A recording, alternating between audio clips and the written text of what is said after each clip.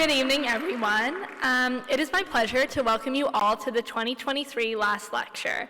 My name is Beth McNeil, and I have the honor as serving as president of the class of 2023.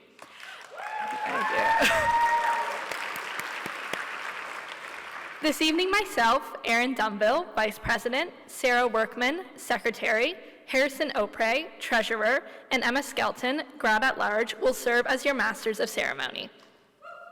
Yeah.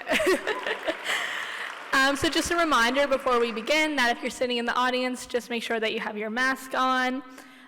So before we begin the proceedings, we would like to acknowledge that Mount Allison University is located within the traditional territory of Mi'kmaq, the unceded ancestral homelands of the Mi'kmaq. Our relationship and our privilege to live on this territory was agreed upon in the Peace and Friendship Treaties of 1725 to 1752. Because of this treaty relationship, it is to be acknowledged that we are all treaty people and have a responsibility to respect this territory. Mount Allison expresses gratitude for the opportunity to live, work, and play on this land. The last lecture is an annual tradition which celebrates the accomplishments of the members of the graduating class. Thank you to our special guests who will be addressing us shortly, and thank you to the members of the faculty and administration who have joined us this evening. And most importantly, a huge welcome to Mount A's class of 2023.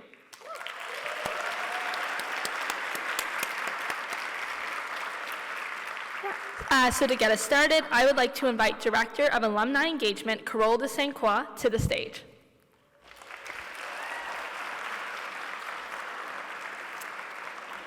Good evening, and before I begin, I'd like to ask Matthias Grappaldi and Elizabeth to join us center stage for a very special ceremony. Good evening. I'm delighted to be here in my role as Director of Alumni Engagement to share with you a very brief history of the passing of the cane ceremony. This ceremony has happened every year since 1930, and it marks a very significant moment when the graduating class transitions from being students to alumni. As members of the class of 23, you're going to be joining a community of 21,000 people who share a common bond. They have the bond and the experience of having spent the most transformative years learning, leading, and exploring on this small campus in the middle of the beautiful Tantramar Marshes. In Mount Allison's early days, it was customary for male members of the senior class to carry walking sticks or canes around campus on Sundays and on special occasions. This was to differentiate them from other types of juniors and sophomores and everything, because they were special. They were seniors. And so, although the tradition has faded into history, in 1930, Mr. Howard Alcorn, member of the class of 1901, presented Mount Allison with a ceremonial cane. Dubbed the Alcorn cane, it was designated to be passed down annually from senior class to senior class, marking a rite of passage. Each class president's name was to be engraved on the cane as a lasting tribute. Now, unfortunately, that original cane was destroyed in the 1941 men's residence fire. An alternative cane of unknown origin was subsequently introduced. It bears the names of all class presidents up to 2018 and is now commonly referred to as the 1941 cane. If you're interested, I invite you to take a closer look at them on the display of the first floor of the library in the remaining weeks of your time as a Mount A student. Now, as luck would have it, the university was bestowed with a new ceremonial cane thanks to the generosity of an alumnus from the class of 1960, Dr. Garland Brooks. He offered his father's cane to use as a new ceremonial cane. The cane once belonged to Reverend Garland Brooks, a member of the class of 1931, who proudly used it during his final year at Mount A. He would be really proud to know that this cane now plays such a significant role in this ceremony.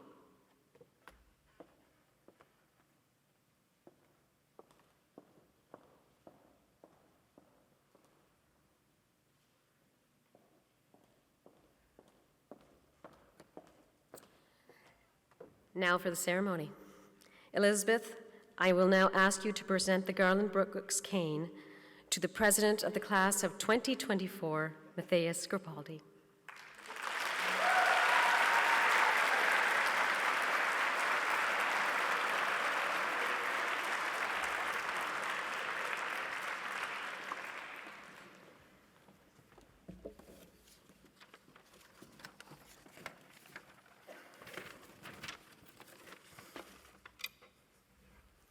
Hey everyone, it is a great pleasure that I, on behalf of the junior class of Mount Allison University, extend my warmest congratulations to the class of 2023 for their accomplishments. Our class, the class of 2024, is particularly close to yours. Since our arrival at Mount A in September 2020, we've looked up to you and followed your example. As our orientation committee members, you have welcomed us on campus and made us feel at home. As our house executive and RAs, you provided us with guidance and support during our first year away from home. You were instrumental in shaping us into leaders as fellow group and society members, as well as being there for us as academic mentors and TAs. We celebrated your achievements as athletes, performers, artists, and activists, and you were equally supportive of ours. Most importantly, many of you become our lifelong friends, and the challenges of the last few years have brought us even closer together as a community. In the years and decades to come, when the members of our class reflect on the university experience in the middle of a pandemic, we will fondly remember you as those who were with us, leading and supporting us. We will remember you. We have enormous shoes to fill and are honored to be part of this passing of the cane ceremony with a class we admire so much. Now that the cane has been passed on to us, we promise to maintain the true Allisonian spirit which you embodied and to leave our mark on this beautiful campus as you have done. Thank you.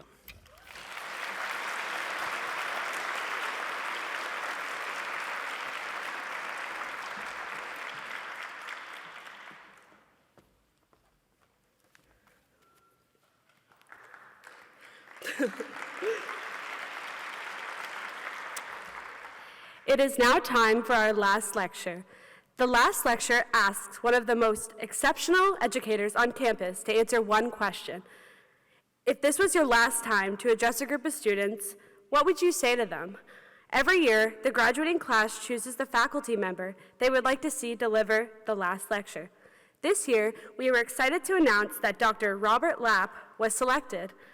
Dr. Lapp was a faculty member in the Department of English. He teaches literary history, poetry, and poetics, and the new subdiscipline of eco-poetics. He is a strong advocate for the theory and practice of public performance of literature and enjoys giving performances of literary works at community events. His passion for teaching has made him a beloved professor among Mount Allison students, and we are thrilled to have him join us here on the eve of his retirement. Please give a warm welcome to Dr. Robert Lapp.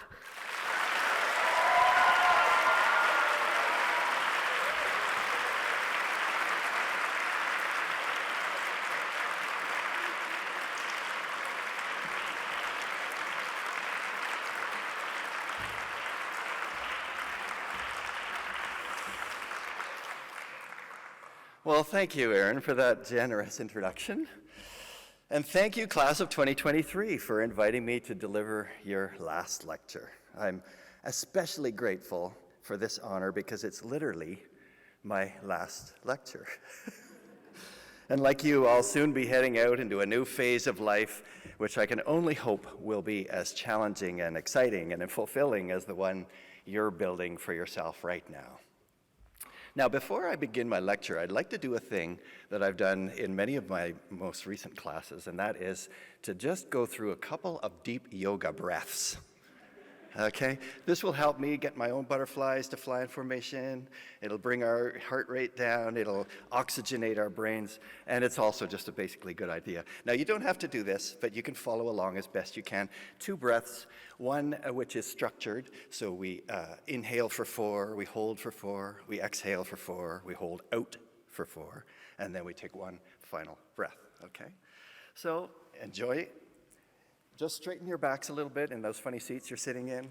And we begin with a full exhale, okay? Push it all out. Okay, here we go. In. Now hold it. Now let it out. And hold it out. Now take it in. Now, doesn't that feel better? I think I'm going to go to sleep. Well, a little bit more focus, right? A little bit more presence, a little bit more awareness of our bodies, really, because we're taught at university to just live in our heads, and it's nice to know we have a body here too. And it also helps to just think more clearly, and we're going to need that for the next few minutes, because I want to take up that old and ancient theme, how to tell the truth. Now, as old as it is, this topic has become freshly relevant in our era of fake news and conspiracy theories and, well, not to mention the current panic over AI. And 4 years of university will have taught you that the truth is rarely simple and at the very least requires a ton of data. Now, in the English department, our instinct is always to turn to the writers and poets for wisdom on these issues. So let's start with that wise elder, Emily Dickinson, who has this to say on the topic of telling the truth. "Tell all the truth," she says, "but tell it slant. Success in circuit lies. Too bright for our infirm delight, the truth's superb surprise. As lightning to the children eased with explanation kind, the truth must dazzle gradually, or every man be blind." So, tell all the truth, but tell it slant? The truth must dazzle gradually, or every man be blind? Aren't we supposed to avoid slants and circuits and beating around the bush? Aren't we supposed to get right at that thesis statement? Aren't we supposed to be direct and clear and straight with people? Well, those of you in neuroscience will know that the truth of incoming sense data is always delivered slant to our brains, or we'd blow all our circuits, for the same reason we can't look directly at the sun. And basic physics teaches us that although white light is a great thing, it dazzles, as Dickinson says. In order to see color, white light must be bent, slanted, refracted.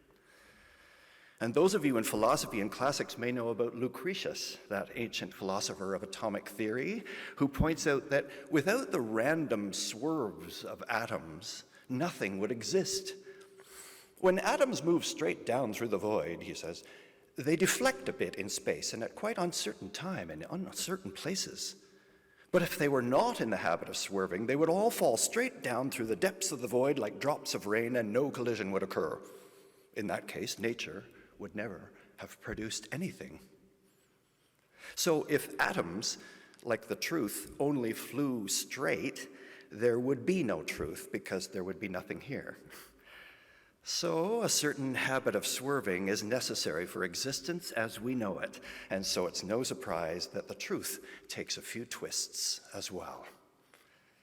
Now, in my field of study, one word for telling it slant is metaphor. Just look at how Dickinson bends ideas in her poem. Success is a circuit. Truth is a light so dazzling it would blind our eyes unless it is filtered.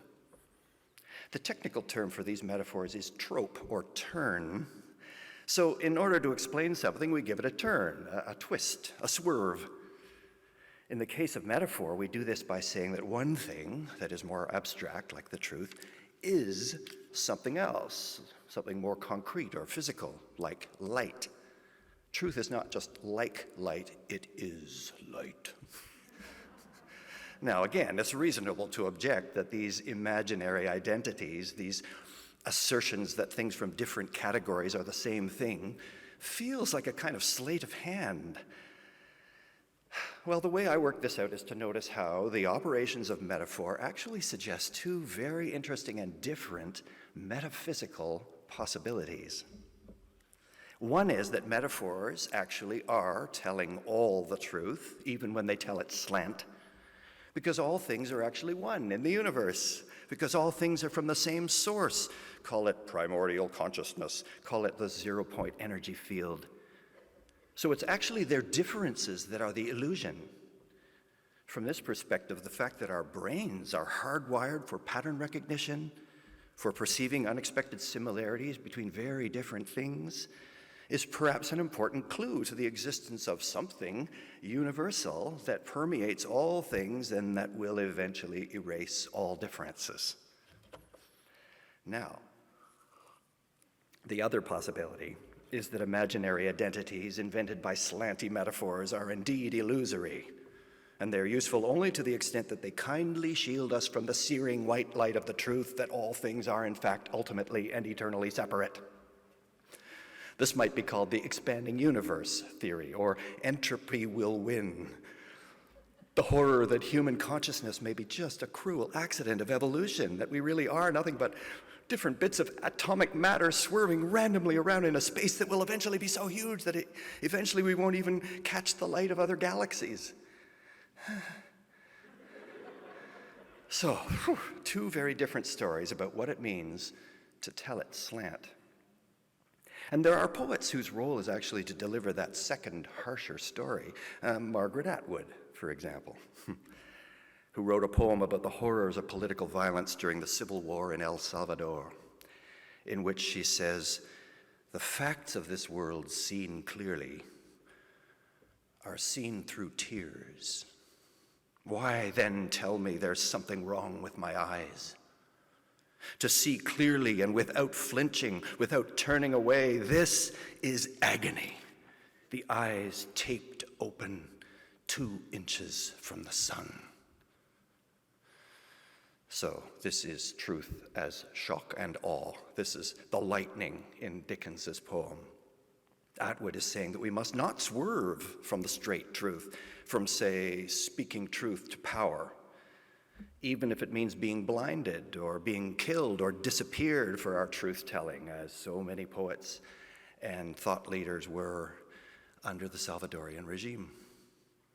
But notice, even Atwood says that in order to see the facts of this violent world clearly, we need to see them through tears of anger, horror, grief. Tears that will perhaps refract that blinding light 2 inches from the sun, just enough, slanting it through the prism of our emotional responses so that we can bear it, so that we can bear witness to it effectively. In fact, this is one of the tasks of the particular area of literature that I study, eco-poetry. That is, poetry written in direct response to the blinding truths of climate change. Here the challenge is that the straight truth, the unadulterated facts of climate change, delivered in those successive and increasingly terrifying IPCC reports, will simply stun readers with the lightning of our situation so that they freeze in the headlights, so to speak, so they despair. So the job of eco-poets is to tell it slant, so that readers can connect emotionally to the issue, and thereby, maybe, muster some motivation to respond and act and mitigate. So take, for example, of an eco-poem, Craig Santos Perez's Love Poem in a Time of Climate Change. I don't love you as if you were rare earth metals, diamonds, or reserves of crude oil that propagate war. I love you as one loves the most vulnerable species, urgently, between the habitat and the loss. I love you as the seed that doesn't sprout, but carries the heritage of our roots secured within a vault. And thanks to your love, the organic taste that ripens from the fruit still lives sweetly on my tongue. I love you without knowing how or when this world will end. I love you naturally, without pesticides or opioids. I love you like this because we won't survive any other way, except in this form in which humans and nature are kin, so close that your emissions of carbon are mine, so close that your sea rises with my heat. I need a glass of water. Now, there's something moving and yet disturbing in the way those final lines evoke our unavoidable complicity in global warming. That carbon, for example, the very basis of life on Earth and that we naturally breathe out and share via the proximity of sexual intimacy, is also the very element that, as a greenhouse gas, is rendering our habitat unlivable, and that images of rising and heat that are the natural trademarks of erotic passion are also, by coincidence, terms that apply accurately and ominously to our expanding oceans. So telling it slant has a way of revealing hidden paradoxes as we hold up the multifaceted gem of the truth to the light and see different aspects of it line up in unexpected ways. Even the poet William Wordsworth, who as a romantic is likely to gravitate to that happier story of hidden unity behind the slantings of metaphor, even Wordsworth evokes the same paradoxes that we've just seen in Santo Perez. Look at what happens when Wordsworth takes up the idea of humans and nature as kin in his poem Lines Written in Early Spring. I heard 1,000 blended notes while in a grove I sat reclined, in that sweet mood when pleasant thoughts bring sad thoughts to the mind. To her fair works did nature link the human soul that through me ran, and much it grieved my heart to think what man has made of man. The birds around me hopped and played, their thoughts I cannot measure, but the least motion which they made, it seemed a thrill of pleasure. The budding twigs spread out their fan to catch the breezy air, and I must think, do all I can, that there was pleasure there. If I these thoughts may not prevent, if such be of my creed the plan, have I not reason to lament what man has made of man? Now, critics accuse Wordsworth of seeing the world through rosy-colored glasses, okay?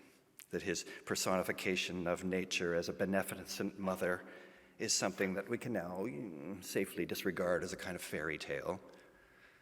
But in fact, what could be more realistic? What could be a better example of telling all the truth than the way he sets up this stereotypically romantic scene in an idealized grove, only to repeatedly bend the happy idea of a beneficent nature towards sad thoughts, towards the harsh realities of what man has made of man.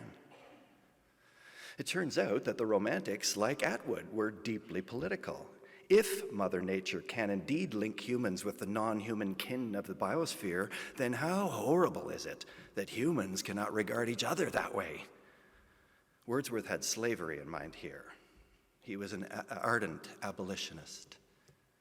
So it seems that in the very process of reaching for unity consciousness, as Wordsworth is wont to do, he's suddenly aware of our own self-created, politically motivated separations.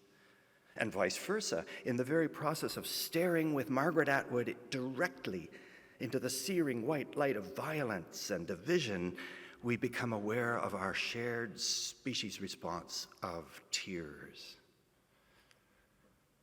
Now, one way to understand these paradoxes is to regard both stories of metaphor as simultaneously true. That is, that the bending lens of metaphor that sees patterns of similarity in otherwise disparate things proves both the hidden unity behind those things and the wicked problem of their stubborn separateness. For example, William Blake, another romantic visionary with a taste for metaphysics, came up with this catchy aphorism. Eternity is in love with the productions of time. Eternity is in love with the productions. Eternity, enjoying all the benefits of eternal life and freedom from necessity, is actually hopelessly in love with its opposite, with all the messy, unsustainable, doomed yet beautiful productions of time, all those things created by random swerves and collisions and refractions, all those things thought to be straight but actually gloriously queer, all those precious things lost due to both accident and stupidity, old-growth forests, creatures that evolved over billions of years only to go extinct because of human assholery. Blake says eternity is in love with all those things because of the hard paradox that love can only be experienced by separation. That love is precisely the poignant eternal tension of separate things, longing for a primal unity. Eternity craves separation, what the poet Mark Doty calls the enabling exile of our submersion indifference. The weird beauty created by a world where division and loss is paradoxically what gives everything meaning.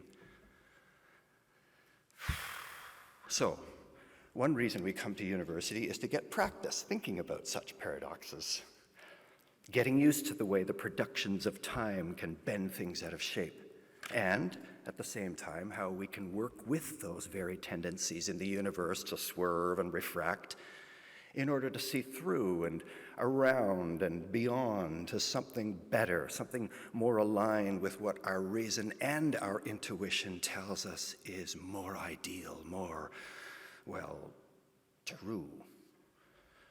So let me leave you with one more poem that might give us some hope going forward, one that brings us back to that story of hidden and perhaps ultimate connectedness.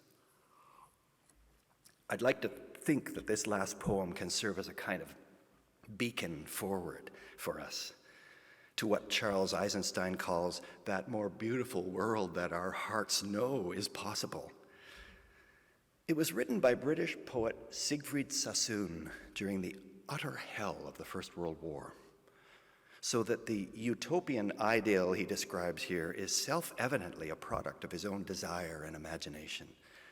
He's conjuring an ideal here that is all the more poignant for being the precise opposite of his day-to-day life of exploding shells in the muddy trenches. And sometimes our lives can seem a little bit like those trenches, metaphorically speaking. But this poem expresses instead what I wish for both you and for me as we peer forward into the next phase of our lives. It is called Idyll.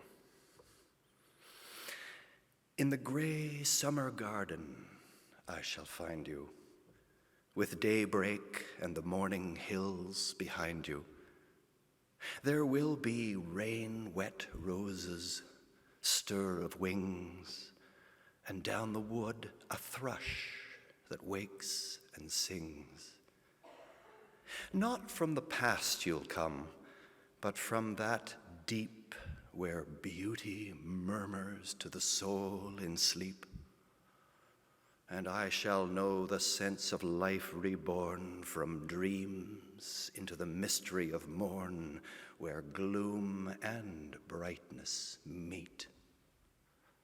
And standing there till that calm song is done, at last we'll share the league-spread choiring symphonies that are joy in the world and peace and dawn's one star. Where gloom and brightness meet. Where eternity meets the productions of time. Where these little sacks of negative entropy meet the zero-point energy field. That place where we cry out with Bruce Cockburn, "Oh, love, that fires the sun, keep me burning. Where by taking a couple of deep breaths, we can recall that the burning tip of this present moment is ultimately the only moment we will ever actually have, here and now. And that hiding within it, hiding in plain sight, is the truth, made slant so that we can see it. Thank you.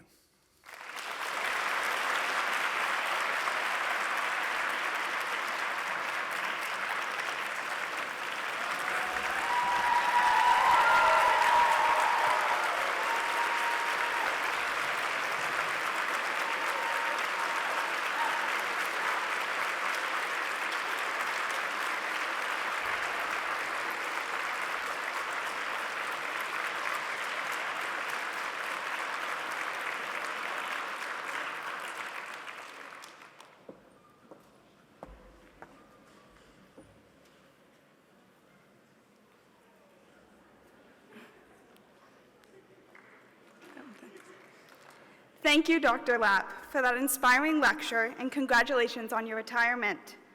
As this evening marks Dr. Lapp's last lecture at Mount Allison after 25 years of service to the university, we are ever more grateful that you are able to share this moment with all of us this evening. Thank you. Before we begin the awards portion of this evening, we thought it would be nice to have a little change of pace. And what better way to do this than through a performance? The Mount Allison dance team is a competitive performance troupe, and they compete in the styles of contemporary, ballet, hip-hop, jazz, and tap. Performing a lyrical routine choreographed by third-year student Katie Stewart, please welcome the Mount Allison dance team.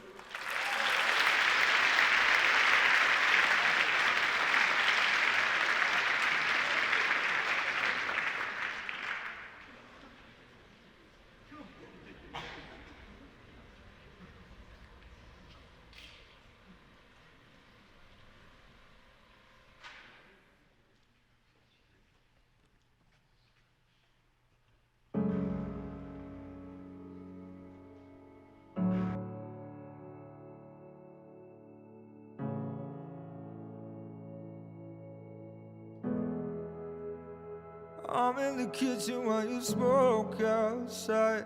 You're careful not to let the smoke inside. I always tell you it's poison, but I know it helps you take the edge off the day. We get a drink before it's closing time, the one on High Street with the blinking sign. All of these memories feel poignant, but I won't be there to see the snow melt away.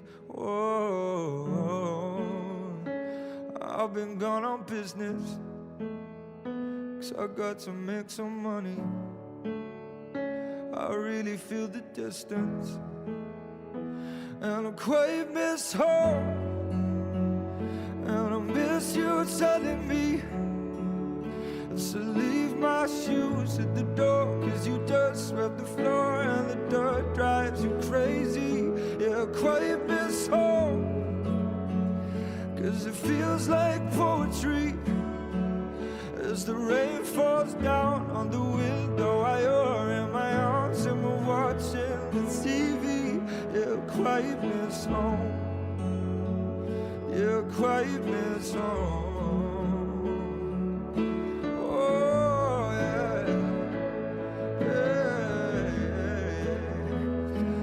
Quite miss home.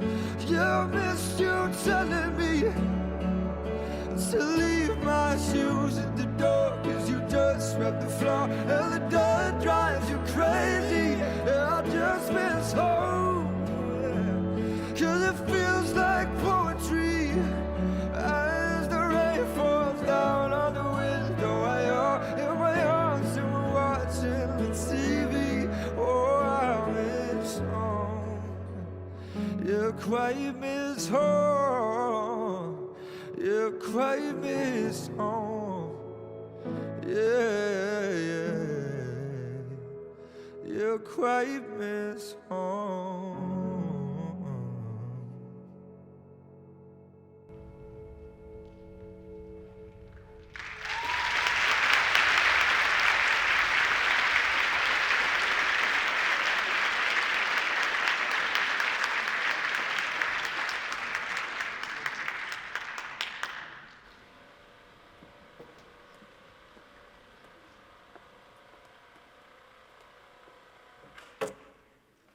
So just before we begin the ceremony, the awards, I wanted to come up and apologize to some of the next award winners. Because usually they receive, along with the different prize amounts, this beautiful Mount Allison frame with a lovely citation for the award they won and the date. Well, supply chain issues ran into this. So we promise you that these will be shipped to your home address, your parents' home, or wherever it may be, as soon as they arrive from wherever they are right now. Sorry.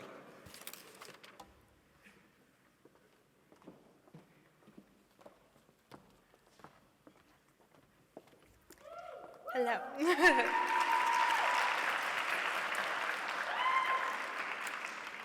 I would like to say thank you to the Mount A dance team for the wonderful performance. We are now ready to begin the awards portion of our program this evening. We kindly asked Dr. Jeff Hennessy and all other award presenters to join us on stage. As each award is presented, we also ask that the recipient come to the right side of the stage to receive their award from Dr. Hennessy when their name is called. Joining Dr. Hennessy on stage now for the presentation will be a daughter and grandson of Jane Eaton, class of '63, Shannon Baxter, class of '88, and Robbie Baxter, class of '16, to present the A. Jane Avard Eaton Student Leadership Awards to the Don Norton and Frances S. Allison Award recipients, who will each receive $1,000, and the recipients of the Gold A Award will receive $500 each.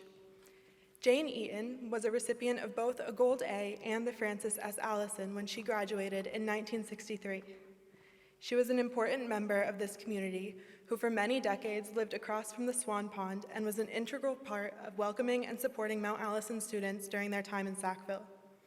We would also like to thank the MassU, class of 2014, the Wu Family Foundation, and the class of 1989, who provide the prize money for the Chris Metallic Award in Indigenous Leadership, the Barrett Marshall Award, the Hibberts Meekins Prize for First Generation Students, the Charlie Hunter Award, and the Gil Ladder Award.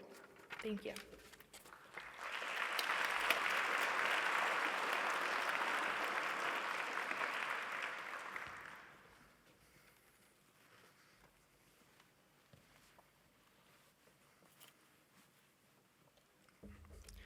Good evening, everyone. I guess I'll start us off.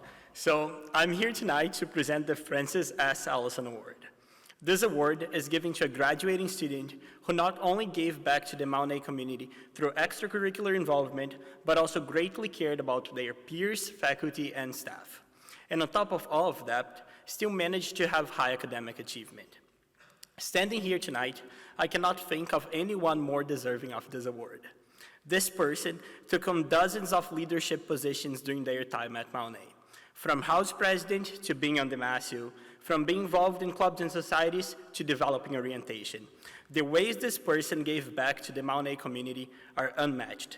Dean's List, having their own podcast, being a TA, campus ambassador, social science senator, having a published paper, being head of entertainment committee, where I had the pleasure to working alongside this person, are only some of their contributions.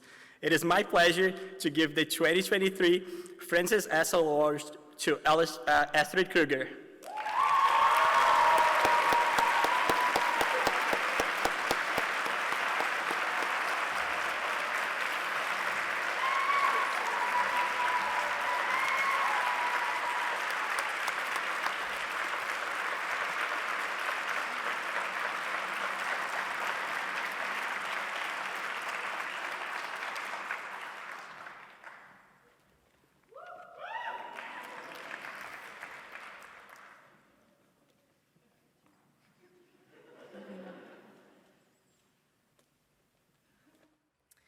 It is my pleasure to award the Don Norton Award.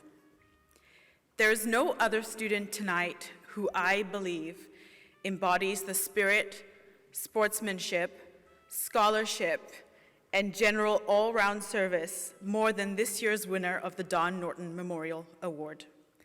This student has spent the last 4 years engaged in nearly every aspect of student and academic life at Mount Allison. They have worked as a student health intern, promoting physical and mental health on our campus, in the Meehan Center as both a note-taker and an orientation leader, as a student representative on various campus academic boards, including the Biology Department Advisory Committee, as a teaching assistant and academic tutor, president and vice president of the Student Athlete Mental Health Initiative, and an active member of our residents' community.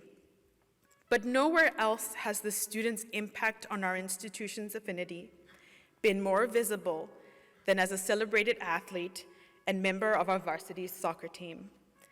Not only have they excelled on the soccer field under the Mount Allison flag, but like Don Norton himself, they have consistently given back to the local Tantramar community as an athlete, volunteer, and community representative.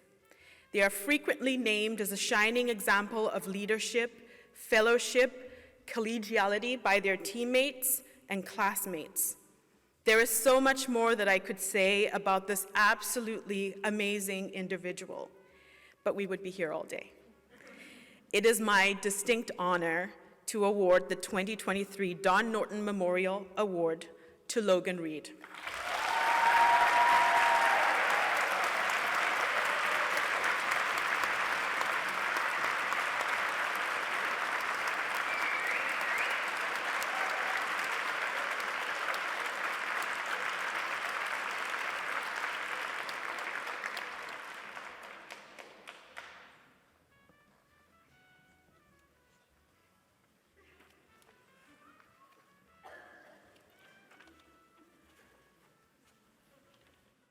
Hello everyone, my name's Kaylin. I'm the Career Services Coordinator here at Mount A, and I have the extreme pleasure of presenting our first Gold A Award tonight for extraordinary leadership and service to our campus. This student arrived on campus in January 2020, and despite the impacts of the pandemic that would soon follow, they were determined to contribute to their campus community. They began their leadership journey as a resident assistant in Edwards House, where they went above and beyond to support their fellow students through pandemic restrictions. An international student themselves, this person has supported incoming international students through the International Mentorship and Massey programs. They've held leadership roles in the Black Students Union, the African Students Union, the Economic Society, and Enactus Mount A, to name a few, have volunteered with New Student Orientation, Reunion Weekend, and the Mount Allison Students Union, and have served as a member of the Mount A Board of Regents Student Affairs Committee. In addition to their incredible campus leadership, this person has excelled in academics, serving as a teaching assistant and tutor for economics, while working with professors to conduct research and eventually completing an honors degree in economics. It was my pleasure to get to know this person through their involvement in the Office of Experiential Learning and Career Development, watching them grow as a young professional while completing internships with the FutureLink program and 3+ Economic Development Corporation. In fact, when I passed their application along to 3+ this past January, I was confidently able to tell them this person was the best possible candidate for their economic analyst role. The accomplishments of this student are way too many to name in 1 minute. For his leadership, generosity, academic achievements, and incredibly positive leadership and presence on campus, I'm pleased to present the Gold A Award to Paul Oyedio.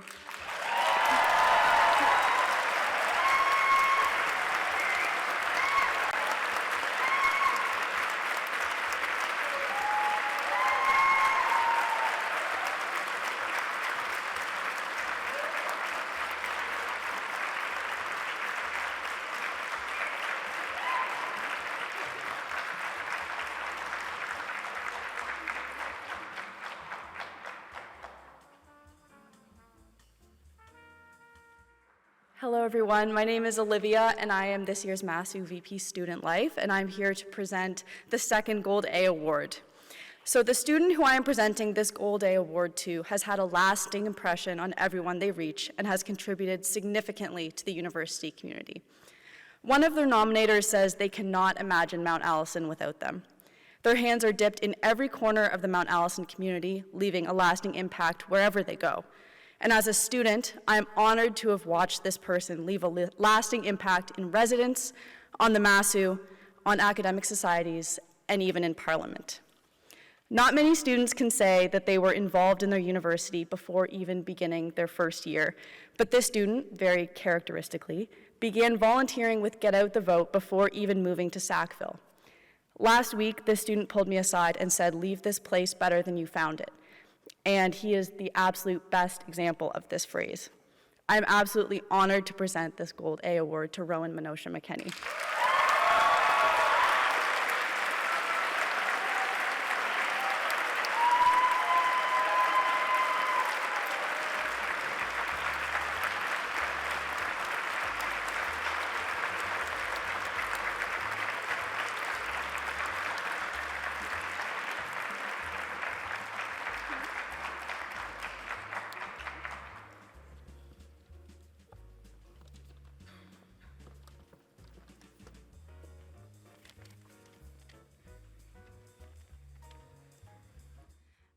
Hello everyone, my name is Sadie Shelley. I'm currently the first year rep, incoming VP External Affairs for next year, and I'm presenting another Golden A. So this Golden A recipient never stops. The individual majors in biology, participated in several conferences across Canada to share their thesis research, and this year received the People's Choice Award during Health Research Week in Fredericton.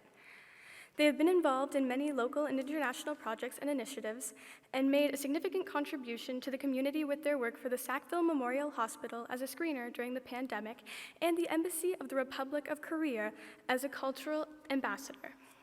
On campus, they have dipped their toes into a little bit of everything: teaching assistant, biology advisory committee, external review committee for the biology department, student note taker for the Mean Center, science student center, and even working as the founder and president for MTA Gives Blood. To round themselves out, they have also worked as an athletic student trainer and continue working towards an international certificate to umpire badminton tournaments. And finally, in case you've not guessed who this is yet, this Bell Scholar and intern is also a recipient of the Sprout Ideas Fellowship, supporting upgraded science classes in rural kindergarten schools and classes. We cannot wait to read the picture book about science, Sunman Park. Congratulations on your Golden A.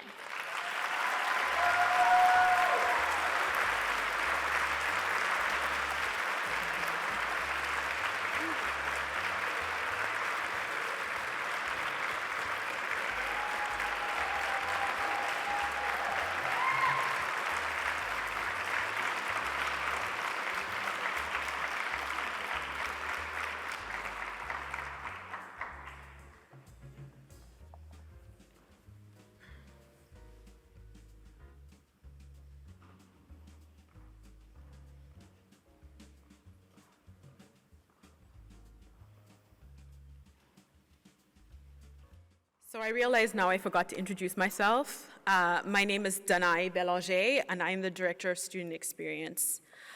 This next person is one of the reasons why I came to Mount A. I was inspired by the work that they did on this campus, and I knew that I wanted to be involved. In the Black community, there is a saying that good leaders lead well, but great leaders serve well.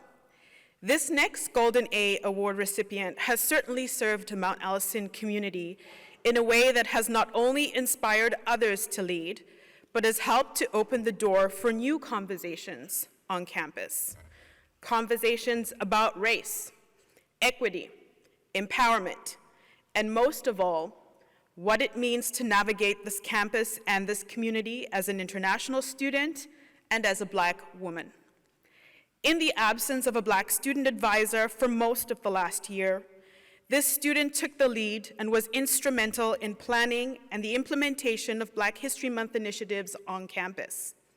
They also chaired the Caribbean Students Association and the Black Students Association.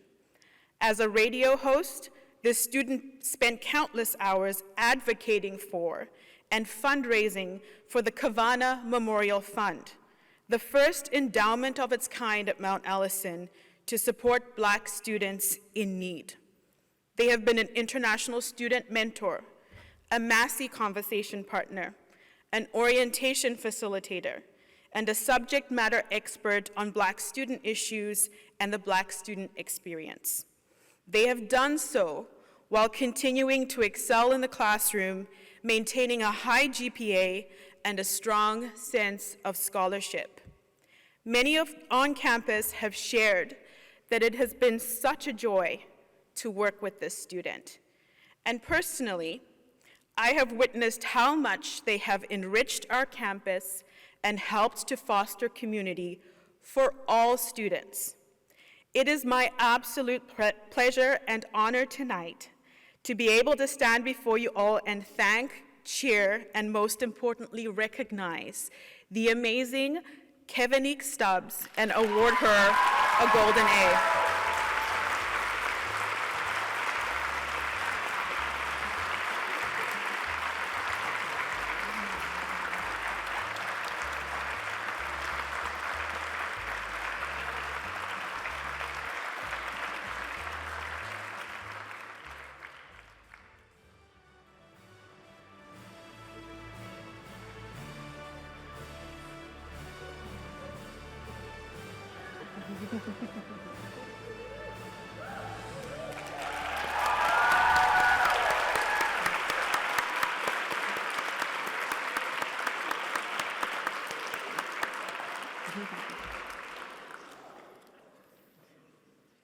Thank you, Matt, Kaylin, Olivia, Sadie, and Denai, and congratulations to our first group of award recipients.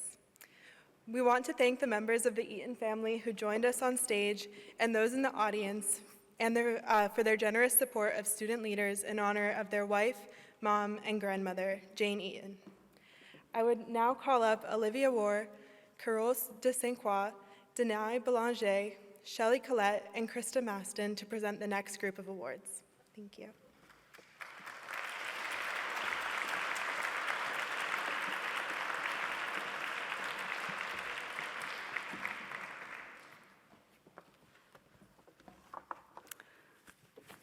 Hello again.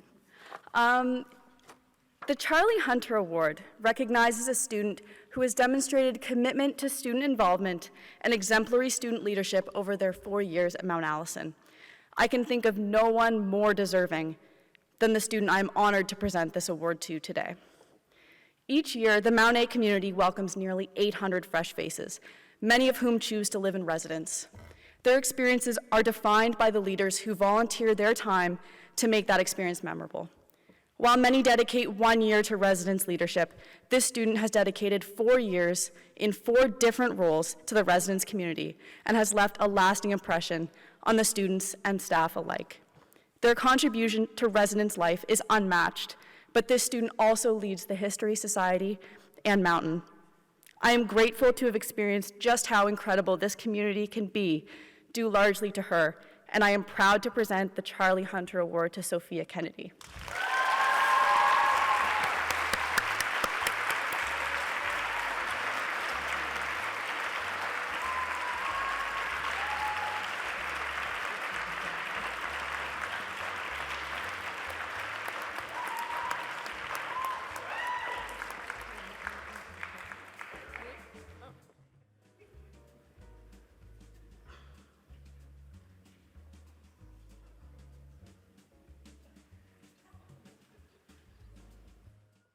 This is a bit of an emotional one, so bear with me.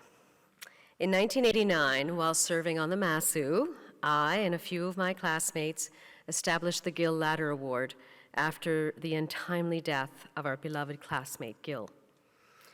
The award was set up to honor a student who contributed to life off campus in the greater Tantramar community.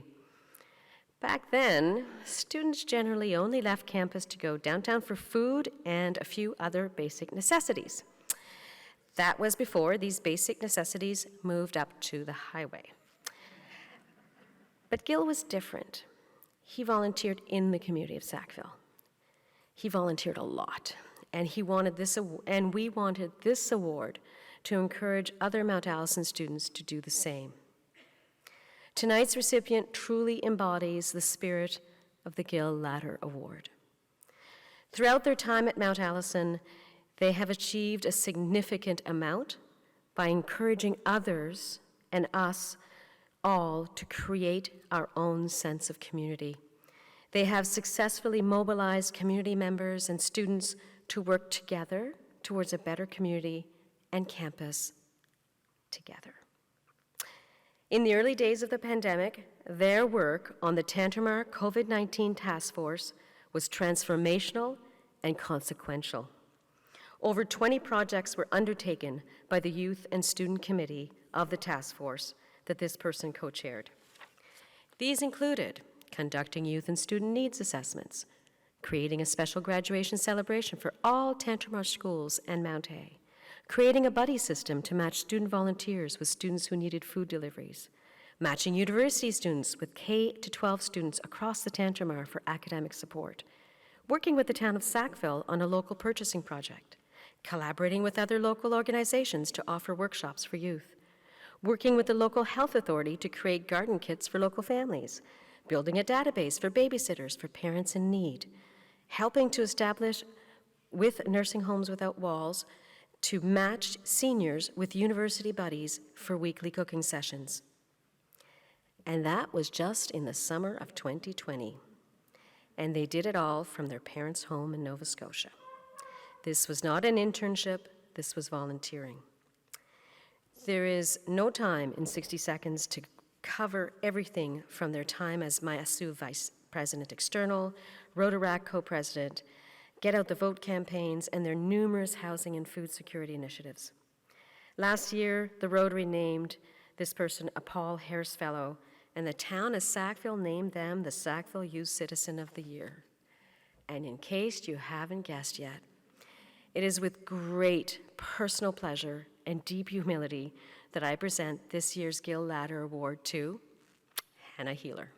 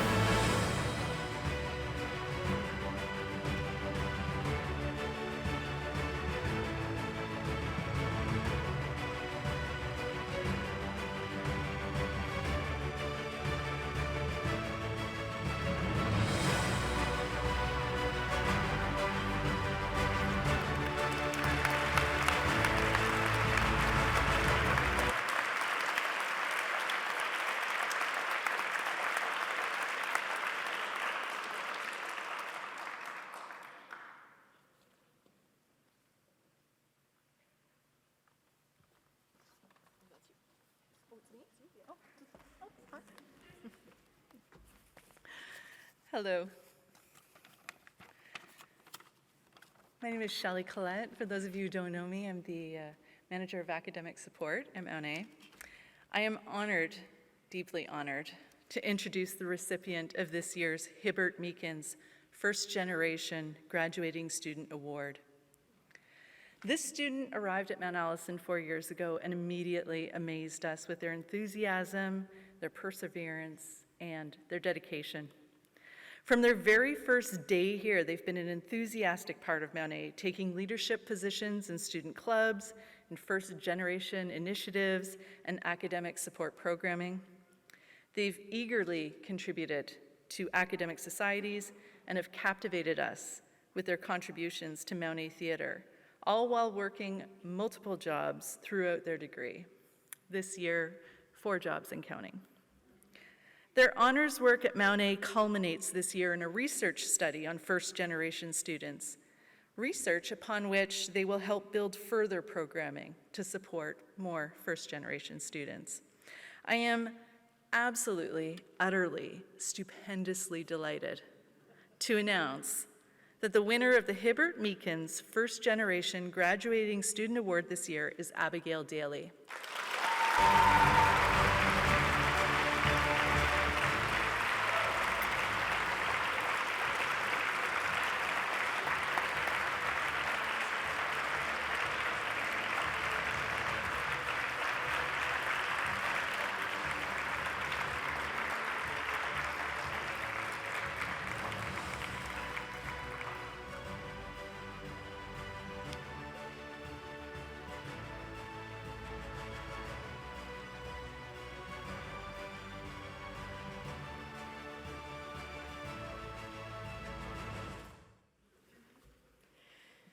The Chris Metallic Prize in Indigenous Leadership was established by the class of 2016 and the Campbell Verdun Fund. It's named in honor of Chris Mackenzie Metallic, a Mount Allison student who went missing in 2012. The prize is awarded annually to a student who makes the greatest contribution to the indigenization of campus every year. This year's winner has been a strong leader on our campus. They've worked in the student food bank, they've interned for the Safe and Sober Space, and they've been part of the Indigenous Global Field School that went to Belize. This student is kind, sweet, well-known and dedicated, both to academic life and community life here on campus. She's also dedicated to her family and is part of the Mi'kmaq Nation. We are so proud to present this award this year to Isabella Lorette.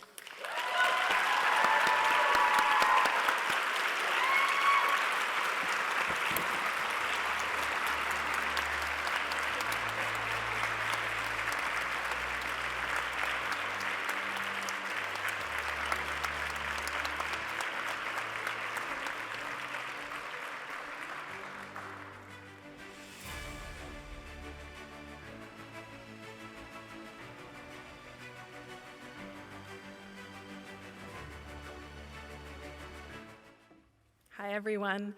My name is Krista Maston, and I'm the International Student Advisor at Mount Allison. And I have the honor this evening to present the Barrett Marshall Award. So the Barrett Marshall Award recognizes a graduating international student who has made outstanding contributions to the internationalization of campus and community during their time at Mount A. This year's award goes to an individual who has passionately worked to promote cross-cultural understanding during their time at Mount A. This student has been a dedicated member of Mosaic, Mount Allison's Multicultural Student Society, holding executive positions during most of their time at Mount A, including the role of president. The list of the students' involvements goes on, and with each their impact has been felt. They worked with Mount A's Department of Residence Life, developing online residence training. They volunteered as a mentor in the International Mentorship Program, and they were involved in Mount A's International Orientation Program, both as a facilitator and as the chair. Last year, they were elected and served in the position of International Student Representative with Mount Allison Students Union. Even beyond the boundaries of campus, this student's impact has been felt within the local community as well. In their first year, they volunteered with New Brunswick's Cross-Cultural Youth Project.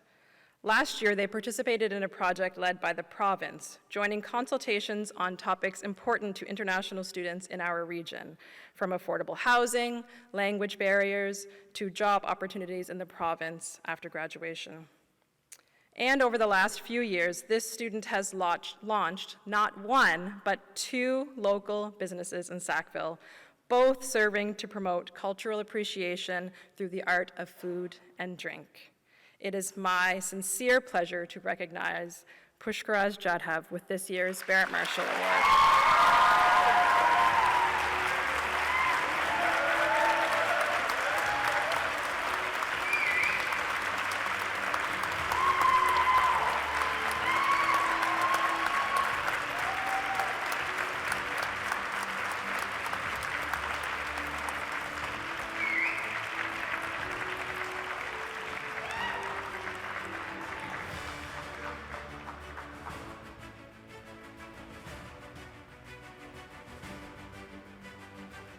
Thank you to all of this evening's presenters.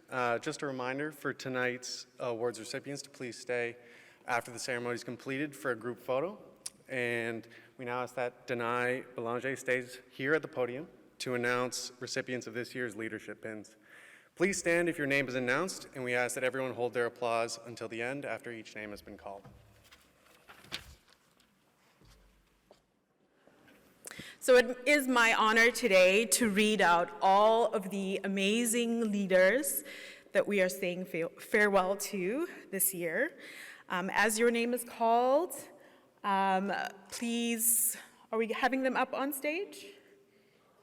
Okay, we're just gonna stand up, and please note that we will have pins for you. So if your name is called, make sure that you come to the Student Life office, which is on the second floor of the Student Center. Yes, we'll hold applause to the very end. So the first name is Isra Amdister. So we're going to hold applause until the end. The next name is Koriash. Hisham Brahmi, Alec Brooks, Alex Corwin, Maria Luisa de Barros Squeeger, Myra Donaldson, Erin Dumville, Anexela Dilgary, Hannah Ehler, Ayomide Enoch Adekitan, Elizabeth Farrell, Aurelyn Grooms, Logan Grossman, Ashley Hamilton, Pushkarav Jadaf, Caitlin Kelleher, Sophia Kennedy, Miranda King, Astrid Kruger, Isabella Lorette, Chloe Lundrigan, Thoric McKenzie, Elizabeth McNeil, Diwan Menosha, Rohin Menosha Kenny, Graham Moise, Tanis Nelson, Nyok Hyun, and Paul Ayadijo. Sunmin Park, Drew Pettis, Hugo Power, Logan Reed, Alex Smith, Amber Solomon, Kevinique Stubbs, Chloe Viola, and Sarah Workman. If you can stand up for an applause, please.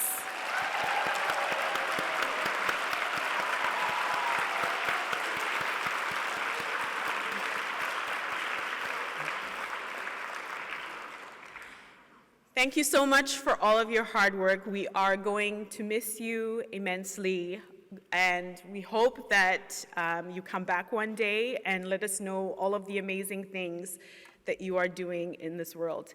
It's been an absolute pleasure to meet some of you, and I wish you everything but the best in whatever it is you do. Thank you.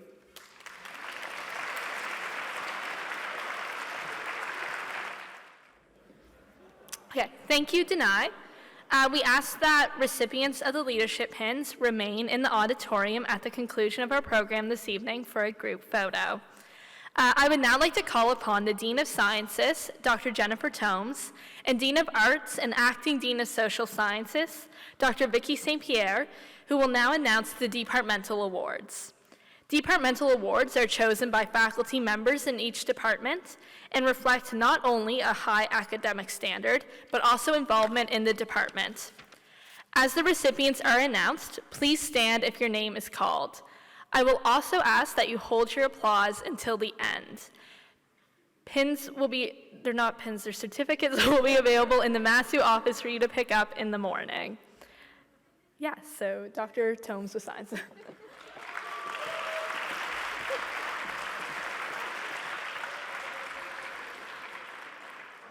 Hi, everyone. I'm Dr. Tomes. I am here to announce the science winners. So for aviation science, Kiana Levine. We're supposed to hold our applause till the end. Aviation commerce stream, Chloe Viola. Biology, Logan Reed. Chemistry, John Sangwa Lee. Biochemistry, Grace Stapleton. Computer science, Laura Paul. Mathematics, Lauren Farrell. Physics, Bryn Rankin. And psychology, Emma Skelton.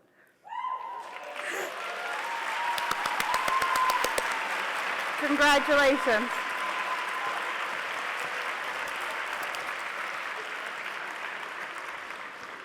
So all these people are up here for, like, we know one student saying they're very honored. So we are like extra special, super duper honored to say this many people who have contributed to so much of their departmental lives. So this is, I think this, yes, the social sciences are first. All right, so you're gonna stand, don't forget to stand, and then hold the applause. For commerce, we have Hugo Power. Management Marketing, Gabrielle Ackerley. Economics, Alexa Kastner. Geography, Christophe Lirette. Environmental Studies, Kate Desroches. Environmental Science, Bronwyn Thielman. Political Science, Grace Tarrant. I hope I got that right. PPE, you know what that is. Caitlin Kelleher. International Relations, Maria Luisa de Barros Guiguer. And Sociology, Cory Brideau. And for PLLS-IRPPE-Politics, Caitlin Kelleher.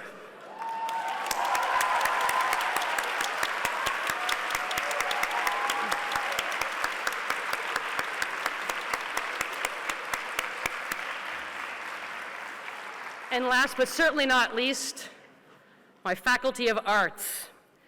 For Canadian Studies, we have Kaylee McGraw. Classics, we have Olivia Foran. Drama Studies, we have two names, Alinea Turner and Nathan Smith. In English, Catherine Goodine. Fine Arts, Isra Amsder. Art History, Ruthie Stanley Blackwell. Museum and Curatorial Studies, Anna Hamilton. History, Sophie Kennedy. Modern Languages and Literature, Nico Deagle. Music, Sarah Workman. Philosophy, Astrid Kruger. Religious Studies, Denise Loy-Rohr. Community Engaged Learning, Donald Black. And Women and Gender Studies, Nell Farion.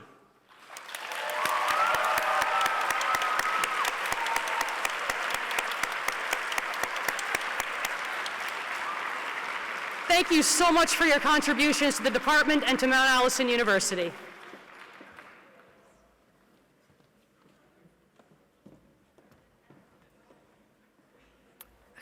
That concludes our award presentations for this evening. Congratulations to all. To provide a few closing remarks, we would like to welcome Provost, Vice President of Academic and Research, Dr. Jeff Hennessy, to the stage.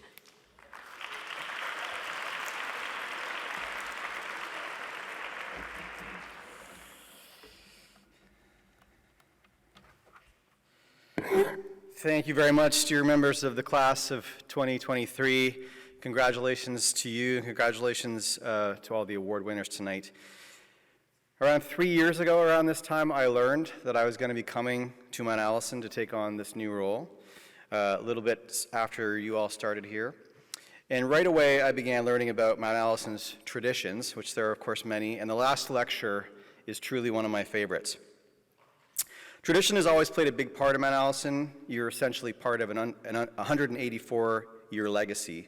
From the passing of the cane, which is the first time I'd seen that tonight in live, which is kind of cool, to our garnet and gold scarves, the various cheers, the alma mater song, which honestly, as a musician, I still can't believe that it's a tango, but such as it is, it's a tradition, and you'll hear in a minute.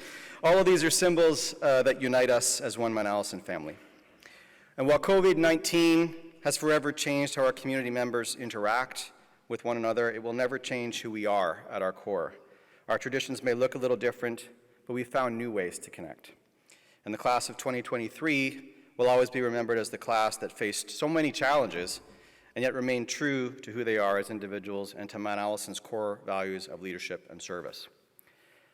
And before I got here, I began dreaming. I'm a bit of a dreamer at heart, and I wanted to start dreaming about what I hoped students would experience and learn in their time here. I had a list of things that I thought would be important, several of which I could sum up tonight by saying, I dream all students could experience Dr. Robert Lapp. And at least for this class of 2023, my dream has come true. Yes.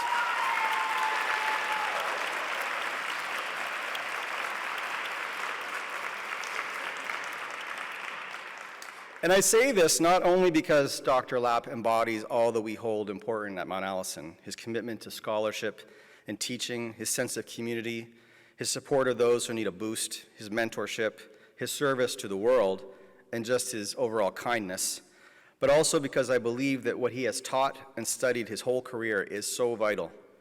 Tonight we learned about the power of metaphor and the way that it allows us to reflect and refract on the world and our humanity in different ways. And this reflection allows us to deeply and truly examine ourselves and our fellow humans from alternate vantage points and to make connections. And through literary devices such as metaphor, but also through the exploration of literature and poetry and drama, all the things that Dr. Lapp gave his professional life to, we can imagine the world differently. To change the world, we have to be able to see it differently. And this is the power of literature and the power of language. And I love that your last lecture emboldens you to embrace this. Whether you're graduating with a degree in the humanities, the arts, social sciences, commerce, sciences, aviation, your contributions to the world from here on will not only benefit from your knowledge and skills that you gained in your time at Mount A, but from your imagination. So take your last lecture forward with you. Imagine the world differently. Read. Read hard stuff. Read poems. Read for pleasure. Read to expand your mind. Read to dream. And read to imagine the world differently and then help to change it. As you enter the final weeks of your final term, of the final year of your undergraduate degree, remember to keep each other safe, be kind to yourselves and to others. You're almost there, and we're very proud of you. And I look forward to seeing you back here in 6 weeks. Thank you.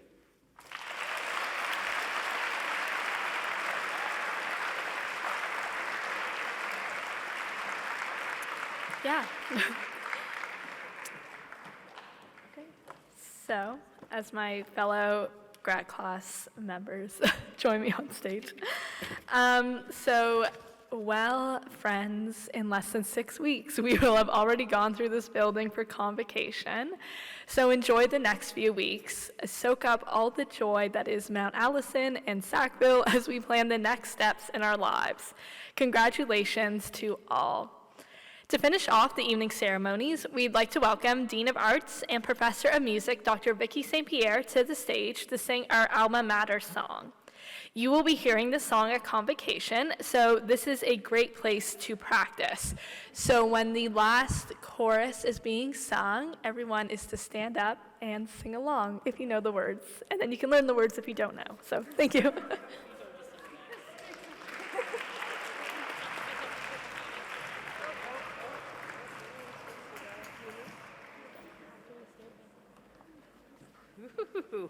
Reveals a curtain pulled back for a piano.